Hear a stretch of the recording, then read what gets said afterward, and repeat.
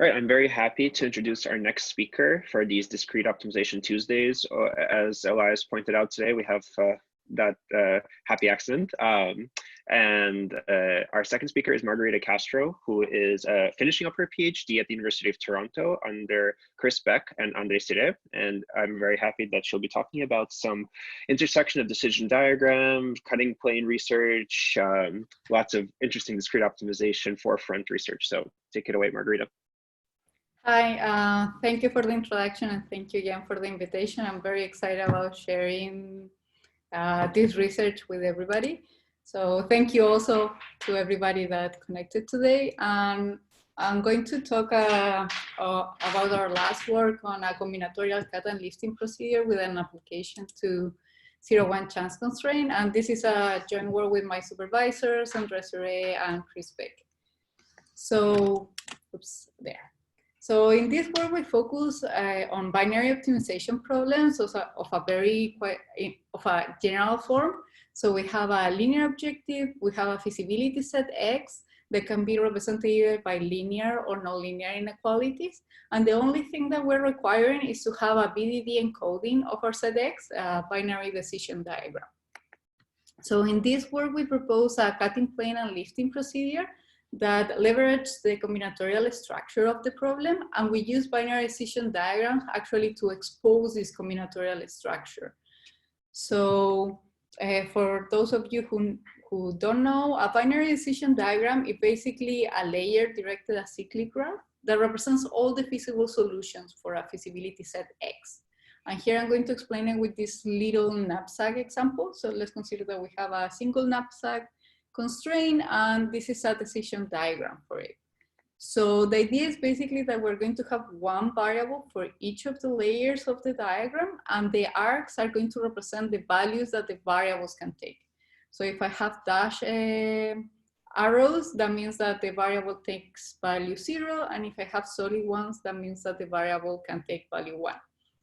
And the main idea here is that if we take any path from the root to the terminal node, it's going to give us a complete variable assignment. So here in the figure, we have x1 equal to 1, x2 equal to 0, x3 equal to 0, and x4 equal to 1. And we say that we have an exact BDD for a feasibility set X if there's a one-to-one relationship between the path in the diagram and all the solutions for our set. So in this case, actually, the diagram that I'm showing you here is an exact BDD for this knapsack constraint. So in this work, what we saw is a relationship between network flow reformulations given by a decision diagram and polyhedron theory, and that they inspire our iterative BDD-based lifting procedure. And also we propose a new BDD cutting plane approach based on a max flow reformulation over the decision diagram. So our procedure, basically, as we see here, we have some valid inequality that it could be given by the decision diagram or any other procedure. And we iteratively pass it through the decision diagram to get new coefficients and get stronger and stronger inequalities.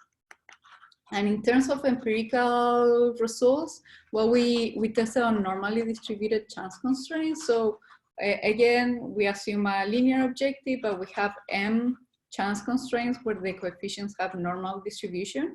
So the nice thing is that then we can encode the set of solutions here using a BDD based on a second order cone reformulation of each of these chance constraints. And the nice thing is that we compare to Cplex. I'm going to tell you a little bit more about the results later on, but just to give you a little taste, we saw 31 more instances than Cplex from a total of 270. We have 42% final gap reduction on average, and also a threefold decrease on runtime. So actually these cuts were very, very good in this setting. So now I'm going to start talking about the combinatorial lifting part, where we use a lot of ideas from the disjunctive programming community. So it's a little bit of TP, MDDs, a little bit of everything. So here we have our combinatorial lifting approach, and as you might expect, the intuition behind why we want better inequalities is that we wanted to touch as many vertices of the convex hull, so it gives us a better representation. And in this part, I'm going to assume that we have an exact BDD for X, then we will relax it a little bit, but it's mostly for the theoretical results that we have. And the lifting procedure has two steps. First, we have given any valid inequality, we use the BDD to strengthening the inequality by making it a face of the convex hull of X. And then what we do in the second step is the actual lifting, where we rotate or tilt our initial inequality using 0-1 disjunctions to increase the dimension of the inequality. And this second step can be repeated many times, as many as you want, until, for instance, you converge to a facet-defining inequality. And as I said before, the nice thing about this procedure and also the cut generation is that we can also use it if we have, for instance, multiple BDDs encoding one or more constraints of your problem, or if we even use relaxed ones. So that means that we have a discrete relaxation of the problem. So basically the validity holds, is just that now they're going to be defined over this discrete relaxation. So for the first step, it's quite simple. If we want to strengthen or valid inequality, what we do is that we compute the longest path over the decision diagram, where the length is given by the coefficients of the inequality. So this piece here that we have over here, and the idea is that then the right-hand side of the inequality is going to be given by the longest path over the decision diagram. So here I have a little example. Once again, our knapsack constraint or decision diagram. We have the left-hand side coefficients that we put here as weights over the length of the arc. So if the arc is 0, the length is 0, but if it's 1, it's going to be the coefficients here. We compute the longest path. It gives us a value of 2. So now the inequality that we have is the one here. And the nice thing about this technique also is that if we look at the longest path that we get, there are actually integer points that are inside the face of our inequality. So it gives us a little bit more information that actually this was one of the things that motivated our lifting technique. So for the lifting part, as I said before, we're using 0-1 disjunctions to compute values that we call D-slags or disjunctive slags to rotate and tilt the inequality and increase space dimension. So here I have a small example. Let's consider X to be these 3 points here, and its convex hull this little triangle. And we have a valid inequality in red. And let's assume that the disjunctive slag is negative in this case. So this quantity is going to basically tell us how much we have to change this constraint so we can add an extra point to its face and increase its dimension. So this will be our resulting inequality, for instance, that actually in this case is facet-defining. So these D-slags are basically the change on the maximum value that the left-hand side of the inequality can have, either when the value of the variables are 0 or they are 1. So it's this difference here. And that is what is going to guide how much we have to change our original inequality. So the lifted inequality we obtain as follows: given any of these disjunctive slags that are defined by a specific variable, if they're different to 0, we can use it and make small changes on the original inequality. We just add the disjunctive slag to the left-hand side and right-hand side for the specific coefficients, and that will give us the lifted one. So when we have these quantities, lifting the original value inequality is quite simple.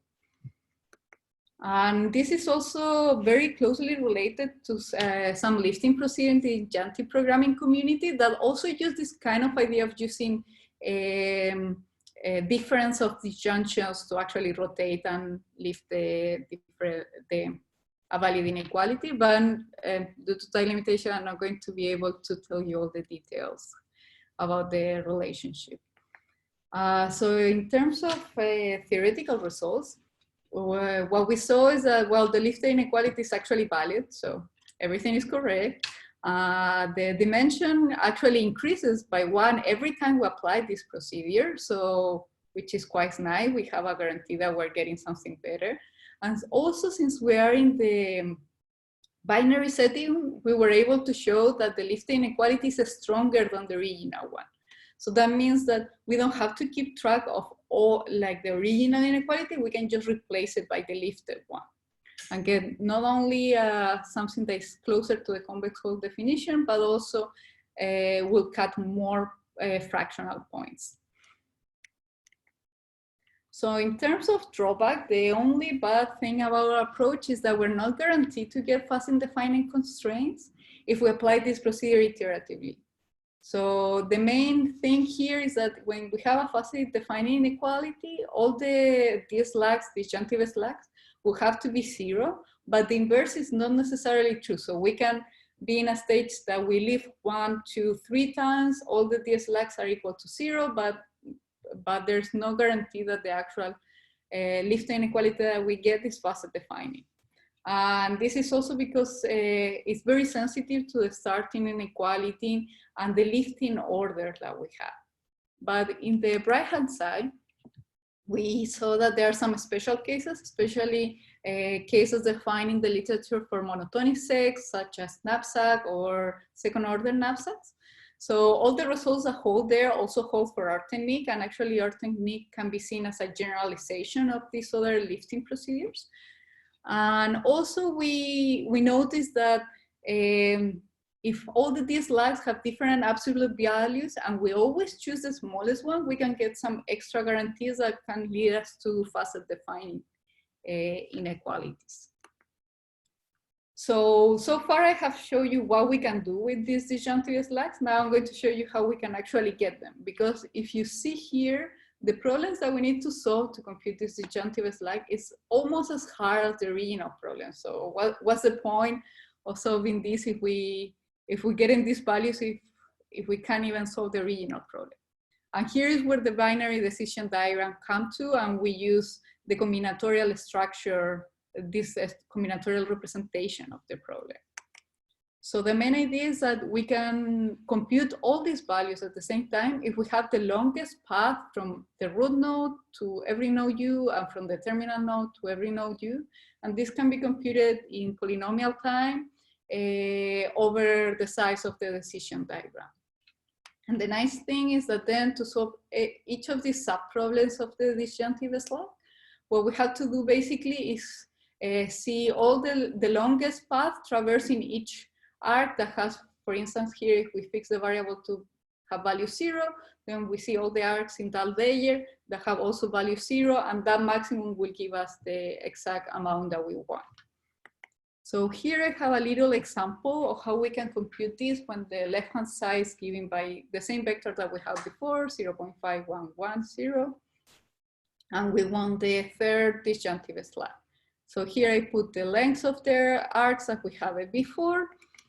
And what we do is that we compute basically the longest path from root to terminal and then the opposite way around. So if we want the slag 3, then we see the third layer, we see all the arcs that have value 0, we see what would be their longest path by checking the longest path that we save in each of the arcs.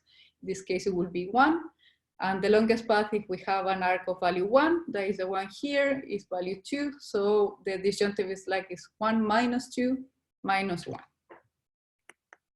And here I have a complete example of how this procedure works. So the nice thing about using decision diagrams is basically you construct it once, but then you can use it many, many times to leave as many times as you want your inequality or leave many ones. So here we have our starting inequality that we had before. We have the parameters pi that we put as weight in the decision diagram. We compute the longest path, and then we have all the disjunctive slags, and I'm going to choose the second one arbitrarily, of course, just to make it pretty. And so then we get the new lift inequality. And since we choose the second one that has value -1, The only difference between the lifted one and the original one is that basically we remove this coefficient here. So now we do the same thing again. We have our new pies, we set the lengths of the arcs in the decision diagram, we compute the longest path, we get our disjunctive slags, and then we choose one. Here we have two that were positive, so we can choose, I mean, two that weren't zero, so we can choose any one. I choose the first one. And we get to this new inequality. In this case, actually, if we set up the weights, all the disjunctive slags are going to be zero, so we can't rotate or tilt the inequality anymore. But in this case, we were lucky, and actually we got a facet-defining inequality, which is what we actually wanted. So now I'm going to go to the second part, that is the combinatorial cuts. So if you have, oops, sorry. So if you have any questions, you can post them in the chat, or I can answer them later. Okay, so here in the combinatorial cuts, we also use decision diagrams, of course. We have two types of BDD flow cuts that we call. I'm going to explain now. So the main idea of these cuts is we're going to use a network flow model over the decision diagram to encode all the solutions over it. So this network flow model was proposed in 2007, and the main idea is that we have our original X variables, oops, and we have our flow variables for each of the arcs. So basically we want to pass through the decision diagram a flow equal to 1. And we are going to require the flow to be basically a convex combination of all the possible variables of X. So the nice thing about this model is that if we project over the X variables, we're going to get the convex whole of our original feasibility set.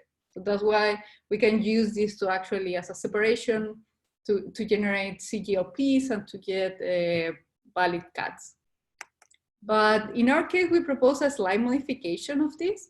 And the main thing that we did is that we keep the flow constraints, but the relationship between the original variables and the flow variables, we replace them by what we call these joint capacity constraints. If we have a fixed X, these X values here act as a capacity over how much flow I can pass through a set of arcs. And the nice thing about this model is that now we restrain the flow variables of the decision diagram for arcs that have value 1 and 0, while here we didn't have any constraints over the flow variables that have value 0. So we get something that when we generate our CGLP is actually bounded, which wasn't true for the other procedures in the literature. And the nice thing is that actually we have the same property that we had before. These two models are equivalent. So by just reformulating, doing these small changes, we gain some extra properties, but we don't lose this property that if we project over the X variables, we get the convex whole again. So our general flow cuts, how we get them is basically a max flow version of the model that we had before. So we have the same constraints as before, but now we want to maximize the flow that passes through the BDD, giving a fractional point X prime that we want to separate. And the nice thing is that we can see if this fractional point is in the convex whole or not of our feasibility set, if the CGLP give us value 1 or not. So it's a very straightforward way to see if we are inside or outside the convex whole. And to generate our cuts, we basically use a dual solution of this set problem. As we see here, and they have this specific shape. I'm not going to go into the details of how this counts, but it's basically just simple linear programming duality. And the nice thing that we have is that we can define the convex whole of a set X by using this type of cuts. So we basically can separate any fractional point that we have using our technique. The main issue that this technique has is that depending on how big our decision diagram is, this problem here can be very large. It could have a lot of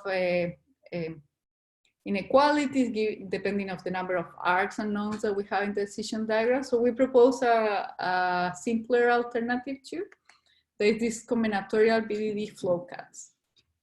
So the main idea is that we're going to relax these joint capacity constraints that we have in our original Polytope by individual capacity constraints. So the nice thing is that then when we see the optimization version of this model, it's basically a max flow problem over the decision diagram. So we don't even have to compute, write it as a linear program. We can just use any combinatorial algorithm over the decision diagram to get the max flow.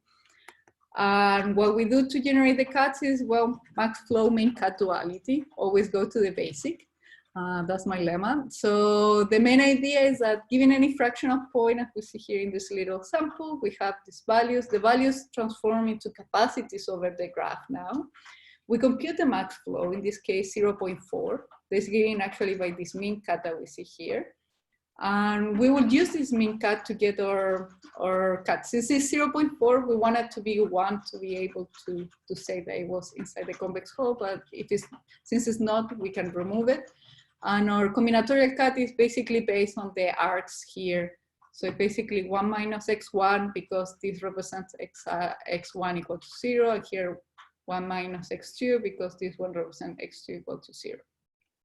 But the only downfall of these cuts is that since there are relaxation of the original problem, they might not be able to cut all the infeasible fractional points, but they're much more computational efficient, so it's much more simple to implement and faster to use. So now I'm going to go to the experimental part of the talk, and I'm going to be talking about our case study and normally distributed chance constraints. So as I said before here, we have a linear objective function and we have m chance constraints where the random variables are Gaussian.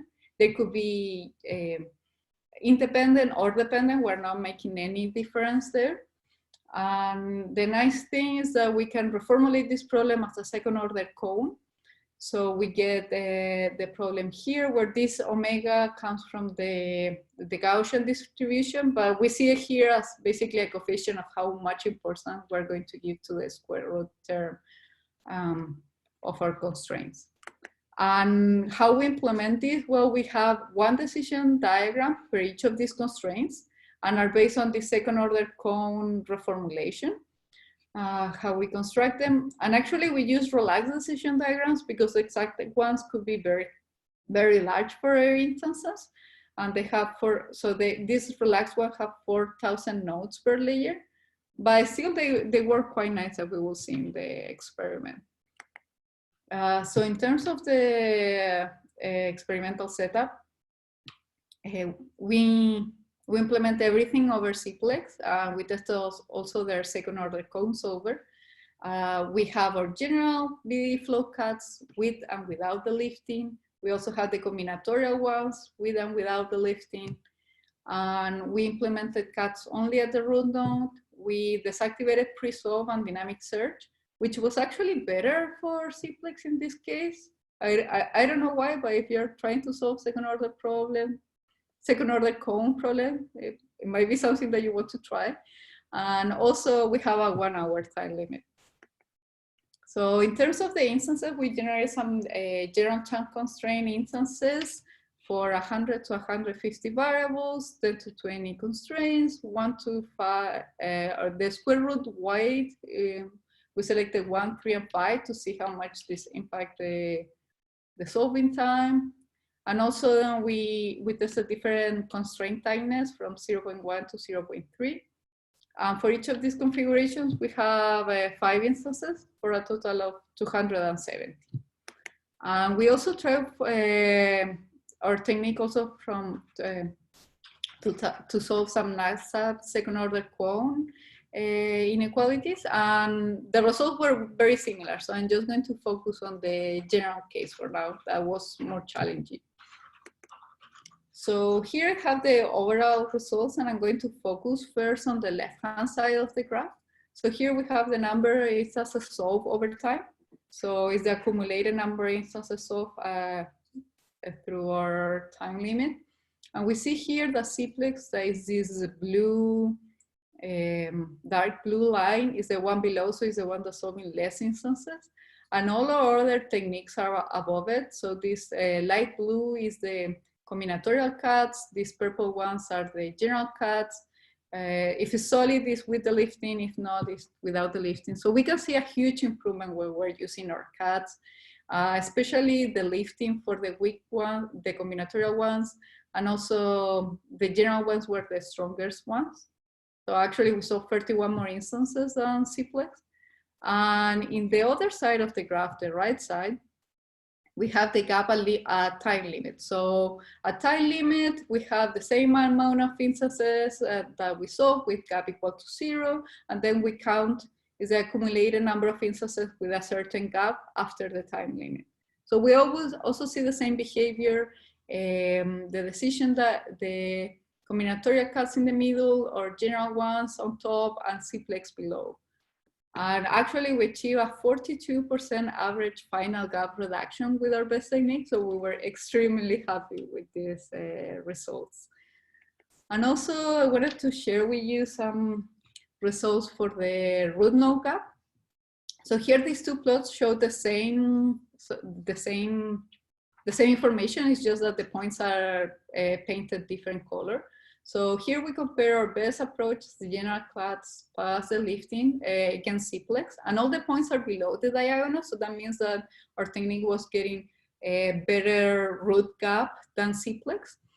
And we can see here, for instance, that the instances that were harder and we were having bigger difference. So for instance, the ones here is when this omega parameter is bigger. So this was, remember how much weight it has the square root term. So it's less and less, it's farther from a linear inequality. So that's where we were getting better performance. And if we see here, we have this T that was the tightness, how tight were these constraints. And actually the tighter ones were the hardest one, the ones that have like huge gap for both approaches, but also were the ones where the decision diagram could have a huge impact. So for instance, here we pass through a little bit more than 50% root gap for simplex, and we have 0% gap for the same instance. And we have some here too that they have huge gap reduction.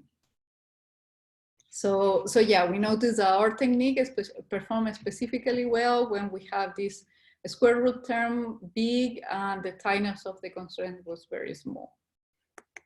So just wanted to show now a little summary of our work. We show here some novel lifting and cutting plane procedure using decision diagrams, using 0-1 disjunction for the lifting and a max flow reformulation for the cut generation. And in terms of the results, as I said before, we compare with simplex and we have huge performance advantages. 31 more instances, so 42% average final gap reduction. And also I didn't show the runtime results, but we have 3-fold decrease in runtime. So we were very happy about it. And thank you so much. If you have any questions, please go ahead. It was very nice talking to everybody. Thank you, Margarita. That was really great. So yeah, the floor is open for questions. And if you have a question, you can either type it in the chat or raise your hand, which I think the raise hand feature is in the participants panel, from what I remember. Yes, Lais has a question. I think you can unmute yourself. No, I was just clapping, actually. Oh, that's a clap? Okay. I mean, I do have questions, but maybe after the others.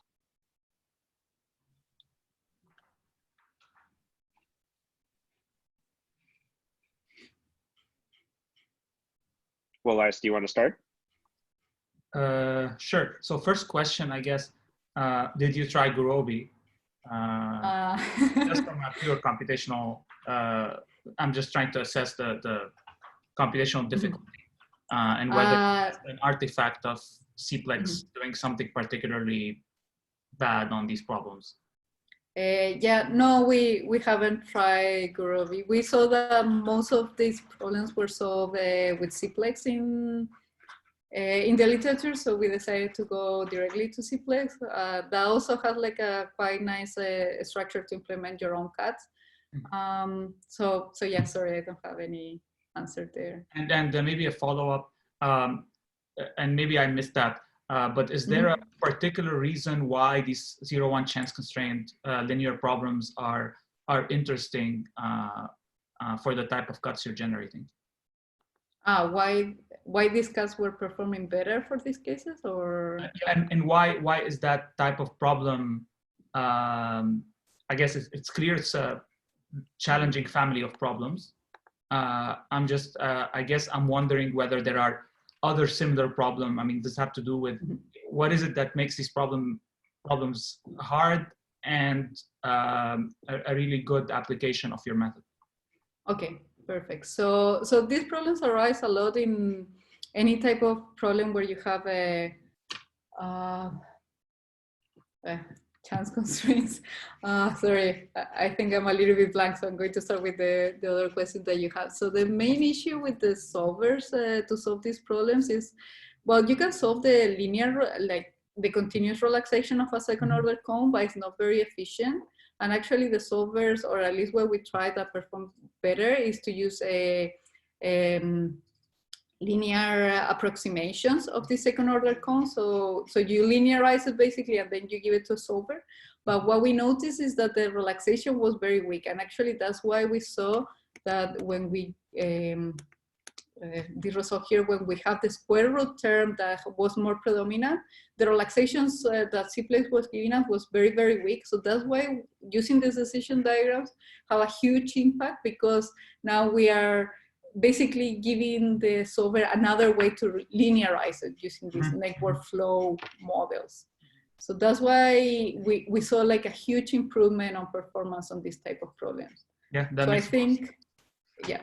So that's why I think specifically, I mean, our approach is not, can be used for other nonlinear problems. So I think that's where it might pay off better, because the current state of nonlinear, so the state of the art of current nonlinear solver is not as good as for the linear case, even though we can use it also for linear ones. But this is where we saw the bigger gain.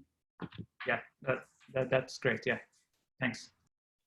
Yeah, I had a very related question, because I was wondering, would you think that, so the first part of the lifting procedure is actually kind of a coefficient strengthening procedure, and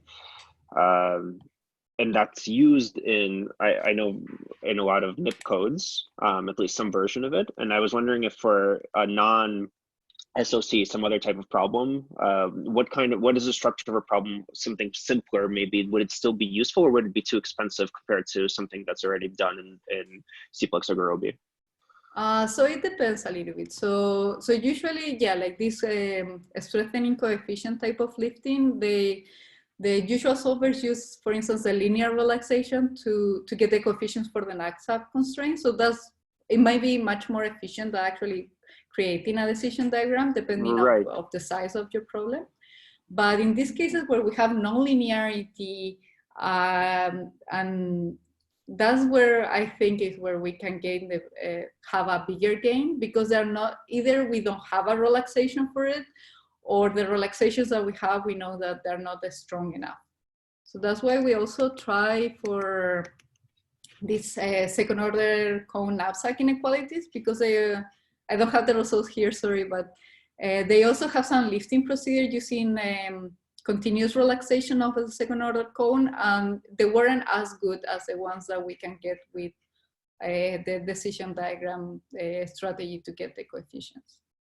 Yeah, I remember, because I think in Christian Chandraratmaja's thesis, I think he had a similar kind of lifting, tilting kind of idea. And I think, I'm not sure what he tried it on, but I think that maybe at that point it was still on the linear setting. Maybe somebody else might have read it more carefully, but yeah, anyway, thank you. That's great. Yeah, so there I see another question. So it says, do you include the time it takes to build a decision diagram for comparing with solving time? Yes, of course. And actually they were very fast to build. I think it didn't take us more than 2 minutes to build, for instance, in the case that we have 20 constraints, the 20 decision diagrams. So the only thing that I did is that I also like restricted the decision diagrams, so I didn't make them that big. And I'm pretty sure if I put more effort on the computational side, I can make them faster. So I see another question from Jim. Can you say something about how the covariance metrics were generated for your test instance? Yes. So the covariance metrics was a uniform distribution between -50 and 50. And of course, making it so it's symmetric and with all the properties that the covariance metric should have. I hope that answers your question.